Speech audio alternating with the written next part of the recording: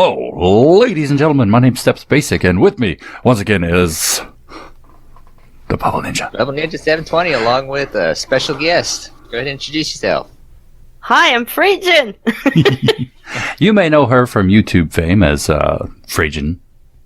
Well, I mean, yeah. She does animations and also has a wicked cool gaming channel that she's kind of A bit dead, but it will come back. It will come back. Yes. No, I hit that too hard. And now once you get a feel for the game we're playing, we're not playing Minecraft as usual. Today we are playing Golf with Friends. So if you hear any random Golf with Friends noises, that's what we're playing. Well, I'll have a video. Get in. Yeah. Get in the hole. Get in the hole. Boom. That's what she said. Oh, anyway. That's too hard. That's also what she said. She always said that. My daughter is rolling her eyes right behind me. Oh, no. It's too much power. But anyway, we have whiffed it. we have scheduled ourselves a nice interview talking about Freyjinn's experiences with animation and all the various ups and downs she's had, as well as, Of life, yeah, life is a butt. Life it's a nice butt. Whoa, where am I? Okay. All right, so Bubble Ninja, would you like to start us off with a question? Yeah, sure. Yeah. Of all the animations you've done for the bigwigs of YouTube, what was the very first project that you got recognized by one of them, like Markiplier or Jack? Well, the first YouTuber that recognized that saw them was Markiplier, and I think it was, which animation was it? Because he saw three animations of mine. The first one was, I think it was the one-leg Markiplier about killing room. I remember that one. Yeah, that's the first one he saw. I've got one leg. That was great. How long does it usually take you to crank out an animation? If I am disciplined and I achieve to work well, around a month to do it. That's Whoa. For around, like, depends on the length. The longest animation I've done was like 2 minutes, and so yeah, like a month and a half. Yeah. But yeah, again, it depends on how much I'm disciplined to work on it. Yeah, that discipline could get you sometimes. Yeah. I know it's like with me, I'm working on my Halloween story, and I'm about a page into it right now, and Still have time. Yeah. I mean, I don't have to worry about it so much until the last week of October, but until the 30. Yeah, the last couple of months, or last couple of years, I mean, I've always been behind because I haven't been, getting right into it, as it were. So I've ended up rushing the ending. I kind of feel like that with my channel, because it's been 3 years that I've been doing that, but I always feel like the first month I was super on it and all the time, and I kind of slacked, and I always feel like I'm behind and I can do more. So it's trying to find that rhythm for 2020 because I lost it. Yeah, it's always been fun watching your animations, and we love your unique. I'd say unique, but your unique. I said it like 3 times. And you might. He's starstruck. Don't mind him. Your art style. It's pretty. Thank you. It's pretty. It's fluid and all that stuff. Is it my turn to ask you a question? Because I'm about to. Go for it. Okay. We don't have to do it in order. Oh, okay. Yeah, I was going to say, who has been? I mean, I know the answer to this, but who has been one of your biggest inspirations when it comes to your art style? Well, my art style for animations was really Butch Hartman, that makes Fairly Odd Parents and Danny Phantom, because it's like when I started doing animations, I wanted like to do a simple style. I've been used to do like more detailed characters, and since I was a lot into Danny Phantom as a teen, so like my drawing got a bit of that, and he still is my biggest. Yeah. I love SpongeBob a lot too because it's super fluid, and especially the first season, the first and second seasons, you saw it was more like kind of handmade. Mm-hmm. It was super fluid. Definitely looked more like it had more hand in it. Yeah. If you had to pick one, Frey, what creation of yours gives you the most sense of pride and/or accomplishments as of right now? I would say the Shane Dawson animation that I did, because it is still my longest that I did. It was like 1 minute and 45 or something like that, and it was like the first non-gamer YouTuber that I did. I wanted to try something different, and I'm still very proud of it because of that. Yeah, that one was fun too with the I really the spooky enjoyed boys. doing it. Another question. Yes, I had another Yes. question. How Yes. you have, unbeknownst to maybe everybody. No, I'm kidding. You have published work, not just not just on YouTube. You're It's been a while. Yeah, I have three novels published. I'm from Quebec, so it's only in French. But the first one I published was when I was 16, and the two others I was 21. So it's been a while already. But that's something I'm really proud of, and I still want to write, or I mean, more do comic books now. But that's extremely even more time consuming than YouTube. yeah. It's insane, but I really want to do it. And I have seen some of your work on your current comic book and the one that you're currently working on, and it looks fantastic. Did you want to talk a little bit about where that one's coming or going? Well, as very and this is it I am. And in reality, I have two comic book projects, and the fantasy that I can English fantasy, one that I've been working on. I've showed it a bit on my channel and on Twitter, but I'm also thinking of a like sci-fi investigation one. Ooh. And I'm always like going from one to another, so I don't know which one I will do first. But yeah, I don't like realistic stuff. I like super crazy scientific or fantasy stuff. Yeah, There you go. Yeah, we kind of pride ourselves here on the Babbling Beards as being a more laid back, kind of even keel sort of interview style. So Yeah. Have you managed to catch any of our podcasts here yet? Not yet. I have so much stuff to watch. Yeah. I've been like in a social coma Yeah. last weeks. I was just working though. Yeah. But I want to catch up. Yeah, we can't wait. We can't wait for your next one. I know, because this is their first. This is your first sequel, as it were. Your first sequel to an animation, so it's a special occasion. Yes, it is. And there's too much stuff in that series you made. There's so much stuff, and I don't want to like. I got a lot of comments that were like, "Oh, so you're keeping like all the animals that die for the second part?" And I'm like, "No, I can't. It's too hard. It's too sad. I'm not gonna kill animals." That's basically gonna be like 5 hours of just killing off animals. I mean, it's like half of his series is just like mourning about his animals. Something tells me he kind of did that a little bit on purpose, though. Yeah, I don't know. I mean, Sven survived. Yay, Sven! I think Barely. I think if he loses Sven, like he almost died like 4 times. I think he rigged it. All those creeper explosions and Sven survives. Nah, he's epic dog. yeah, Don't try it. It's the gods. he's got plot armor. Yeah. Because if he, that was probably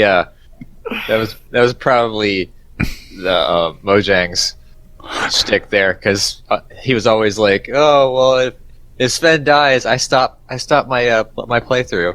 Like they changed his version. They needed him to continue playing. look at that. Like next time there will be an update that is going to be like sponsored by Minecraft and G Fuel. Yep. I want a G Fuel sponsorship. I'll take any sponsorship, David. I mean, Yeah. need to make more videos. I'm actually surprised you haven't got approached by like Skillshare or Audible or Raid Shadow Legends. That's the one that everyone's getting sponsored by right now. What? Raid. What? Raid Shadow Legends. It's that mobile RPG. Never heard of it. Okay, so going back to the comics and this the new one that you're working on, you're planning on releasing in English as well. Right. Yeah, of course. It's going to be a version in French and a version in English. I don't know if it's going to be, if I want to make it like really published by a company or make it a webcomic.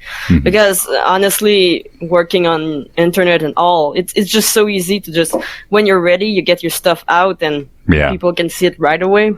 Instead of waiting for 6 months before like the company sees it and say if they want it or not. So it might be a webcomic.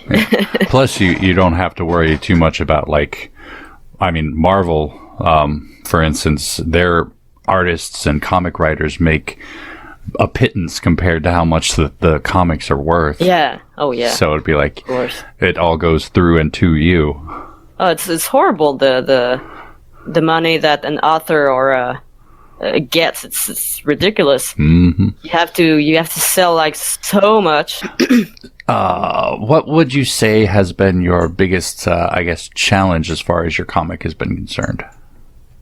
My comic? Well, it still is a challenge just to put it together. To like get the story and don't change it like 2 weeks after. That's always that's always been a problem of mine. I know that feeling. Oh, it's horrible. I think we were joking at one point about the various different save files. It's like, oh my, that's horrible. Final draft, final draft, rough final draft. Yeah, and in comic it's harder because I try to do like a little draft, version. So I on paper, so all the cases and everything. In the text, at least you can like come back and change it. But when you change one case, you have to change all the other cases so it fits in the page. And right, I can't deal with this. That's a lot. I mean, that's a lot of pictures you'd have to redraw and everything. It's like, no. So sometimes I'm wondering if I just write it first, like the whole story on my Word, and then when I'm sure I don't change, I'm gonna do the draft. That would be logical. Yeah, I mean that seems like it would be a pretty good attempt or there we go. path process. That'd be a good idea. See, even I'm not good at English, and I'm an American writer. Damn.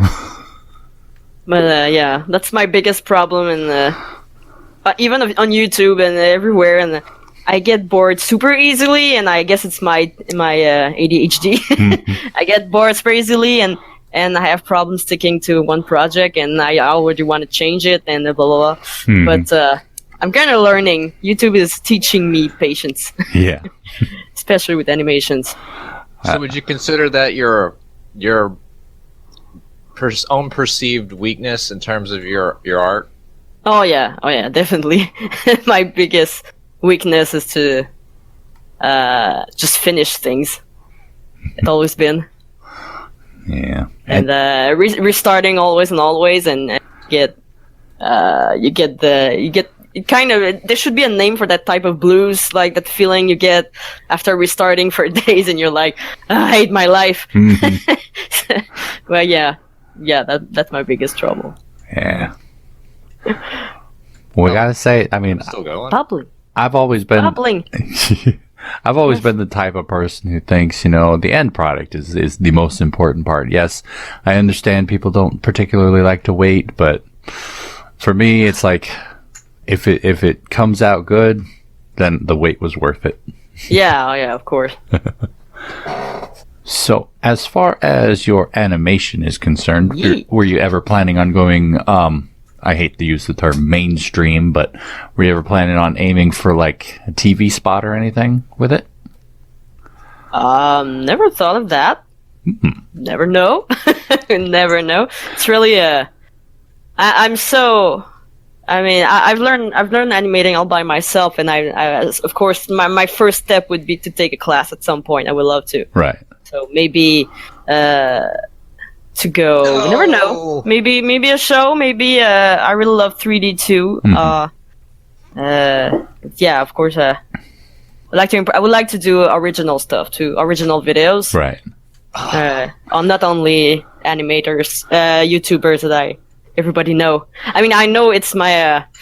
It works. That's I wouldn't be known otherwise, but I really want to do original stuff too. Yeah. I know if you ever ended up doing like what Jaden Animations does and The Odd Ones Out, I think that could be a fun series for you at some point. I have too many ideas and not enough discipline to do it. Yeah, that's what it will come. That's one thing I was thinking of, because like you were saying, you don't have so much of the discipline, but teams can often motivate you. Oh yeah, that's sure. I mean, at some point, if I was to do like something like a series or something, I would love to have other animators with me. Especially the color. I hate the color, and it takes me it doubled the time of work when I color. If I had someone to color, then already I would be like, yes, nailed it. But I've been kind of learning a little bit about animation, but right now the only thing I'm even somewhat decent at is still frame sort of thing. Yeah. All right, you talked about your greatest weakness in terms of your art. What do you believe is your greatest strength? That's harder. It's always harder to find strength about yourself. I know that feeling too. Well, I think according to a lot of comments that I got, the way I combine and I do references. A lot of people love when I do references to like other YouTubers or other videos, and mix. I like to mix things, take more than video or like that. Do little references, so it spices things up a little bit. It makes more. Was it the irradiated cactus and? Yeah, in that one I put a lot. Like there was a Good Mythical Morning poster. There was the Plumbus from Rick and Morty. There was the eye of Jacksepticeye. There was a lot of stuff. Yeah, Sam. I love the. Yeah. I think everyone loved the triggered moment. You're French, so you would know the difference. That was fun. Yeah, I like to do like little things like that. Ooh. I think people love it. Here's a good one. Oh, have you ever encountered an animator's version of writer's block, and if so, how do you combat it? Oh, I mean, yeah. Every day? No. Well, I think it's... how can I say? Well, I do the audio first, so when I listen to the audio, often, sometimes, at the beginning I was used to do a plan, like to do like, okay, I'm gonna do that, so I wouldn't have like a block. But more time goes and I'm not doing plans anymore. So sometimes I arrive and I'm like, what do I draw or how I draw it? And it's not, yeah, sometimes that happens. But the worst is like when I draw a part and I animate a part, but then I come back and I'm like, that's so wrong. And you gotta do it again. I think there's no secret. It's just like when you have an art's block, it's a writer's block. You just do something else and you come back fresh. And it goes better. That's one thing I like about when you said, try it. Well, you got two comics going at the same time. I need to have something else. That's kind of what I do. Yeah. With my stories too, is I it helps too. Like, yeah, if you're blocking one, you can go to the other. So anytime you end up going back to your gaming channel, you can always invite me or Bubble Ninja here to help ease you back into it. Yeah, it's I want to. I miss it, of course, and I miss streaming and everything. It's a weird. I mean, I'm pretty sure a lot of introverts know that.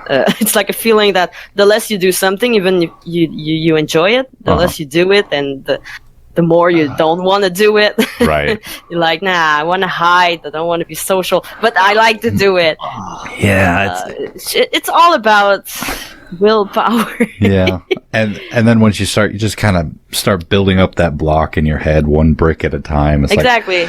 But also my computer is not helping because there's a lot of games and new games that I want to play, but I can't because when I play it alone, I'm okay, but when I record, it lags so much. So I hate that because I can only play like old games that everybody know about. Right. But that's someday get a new one. Oh, that I'll reminds build me. it.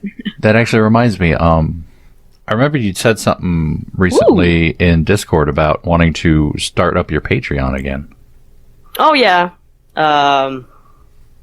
that's another thing that I go back and forth because I feel always bad to like I'm really a bad promoter. I cannot sell myself, so sometimes I try to do merch or do Patreon to like get money, but in the end, I just delete it because I hate the feeling. I don't like the feeling of asking for money. I just can't. So Freyjinn, maybe when I'll get bigger and I get like big merch or something, I'll be more at ease. But for now, I hate it. I hate doing that. Well, I gotta say, you're probably the only YouTuber I've ever bought merch from. Hey, my first shirt. I love that shirt. I can't say that because I did go to Jack's tour and I got the pin and shirt from there. Oh, that's cool. Yeah. I want when I have money, I want Cloak. I want something from Cloak. I know, right? It looks so comfy. They're so expensive. I'm like, I want, Yes. but It must be so comfy. who pays $70 for a hoodie? I will. And you're in American dollars. Imagine Canadian. It's even more. Yeah. It's like the $3.99 chair. It's like $4.99 here. I must say that something I'm very proud in my YouTube career is like 3 months ago, I stopped using fucking Photoshop and I use a real animation program now. Yeah. God. Still Photoshop is... Still using that. I'm impressed. I was doing that in Photoshop. Yeah, you're doing awesome. The pain was there. Yeah. No. Which pro? I know everybody asks you this all the time, and I figure, I know you've actually done a video at one point where you're like, "This is the video to point everyone to." But what programs do you use now? Oh yeah, it's Krita that I use. It's free, and so I don't feel bad because my Photoshop was not really legal. Krita is legal, and I'm glad. And it's cool. It's super cool, and I can have my audio in the program. I don't need to get out of the program and edit.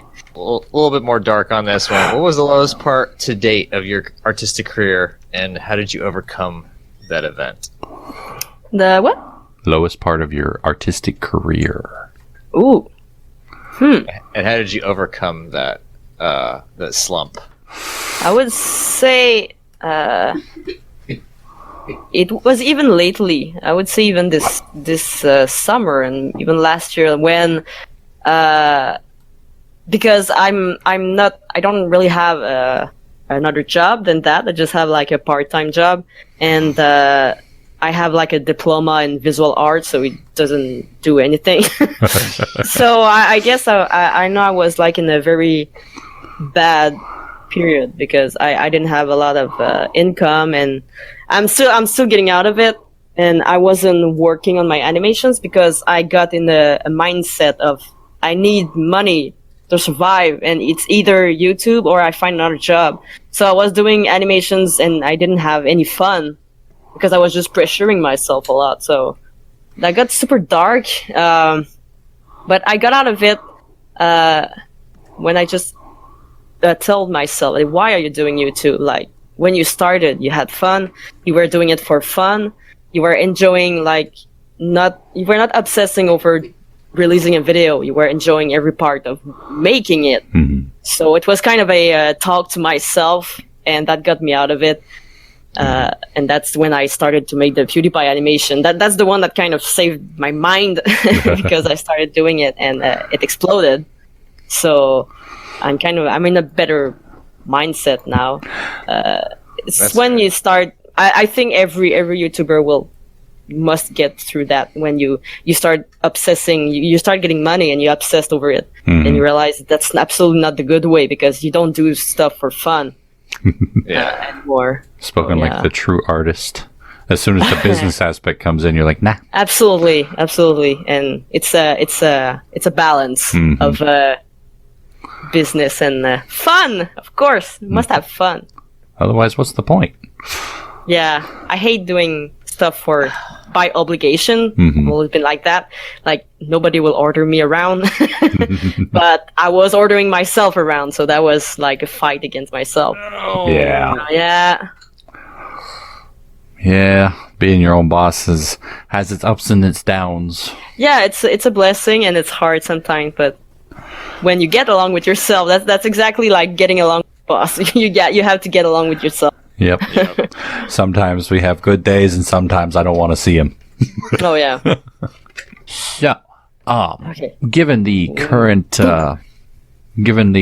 climates on YouTube, how do you see it as far as a future? Like, do you intend to try to branch out into anything else? I know you did Mixer for like one stream, and Yeah, You've done- I tried Mixer, I tried Twitch, I tried everything, but I keep coming back to YouTube, yeah. and sometimes I get like messages from you now and everything like, hey, come try us, and I'm like, no.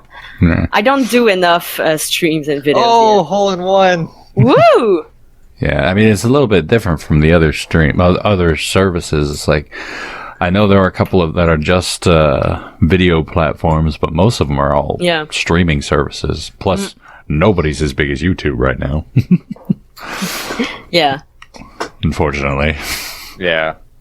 But at the same time, it's like, if we went to a different service, would that actually change anything, or we're just biding our time until the same stuff starts to happen over there?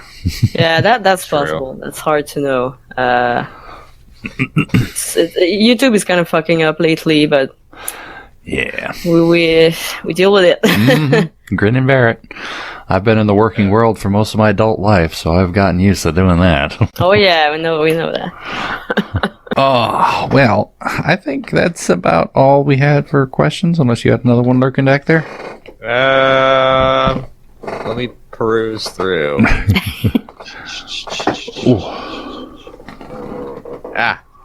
Since this will be the last question, it's perfect for it to be in the last one.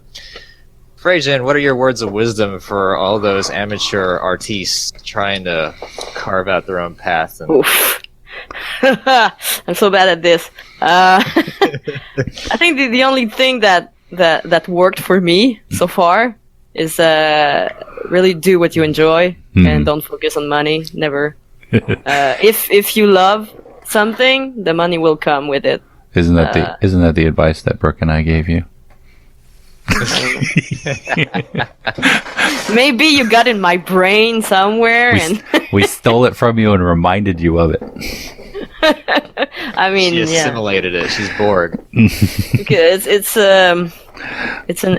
been an eternal conflict for me to have work and art. Yeah. I tried to make them separate, and I couldn't. I'm trying to making them together, but be yourself. Yeah, Yeah. joy. Friendship and, is magic. Yeah, it's super cheesy, but that's all there is. And honestly, Power of love. it's good too, because I mean, if you're having fun doing your art, that's when it's going to turn out the best. But as Yeah. soon as you start, just Like they say, the law of attraction. The law of attraction. If you're positive, you have fun, everything will come good. yep. But thank you so much for joining us, Freyjinn. We are happy to have this interview. I mean, it's going to it's probably going to be I am like extremely honored. better for us than it would be for you business wise, but it was still great to have you here. Yeah, We don't care about business. It's Yeah. okay. we're so mooching off of your prestige. Yep. And of course, I'm going to provide a short view of one of her animations at the end of this, and hopefully whoever ends up listening and watching to this will take a moment to enjoy it, and head on over to Freyjinn on YouTube And also Freyjinn Gaming, or did you change the name on that one? I think it's still No, it's the same. Okay. Freyjinn It Gaming. will be alive. It will be alive soon. Yeah. It's coming back to life sometime. Yes. Check My out. channel. My channel will be coming out soon too. Yeah. Check out all of her animations. And of course, drop a subscribe. Punch that like button, all that fun stuff. Yep. Ring And that don't- bell. Yeah, hit that bell. Don't forget that bell. I always forget the bell. But anyway, any parting words before I start the outro? Nothing really, other than to comment and give us any ideas, and we'll see about putting them in our next video or such. That was good. Anyway, thank you all so much for joining us for tonight's podcast. Hopefully you enjoyed it. If you did, please go and poke that like button for us. If you'd like to see more from us, make sure to hit that subscribe button. And of course, as always, you're more than welcome to leave a comment down in the comment section down below, and I'll get back to you as soon as I can, when I can, if I can. You know all that jazz. And tune in next time for another podcast, another time. And until then, say goodbye, everybody. Later, everyone. Bye. Night. Epic outro. Epic. Can you tell I've said that a lot?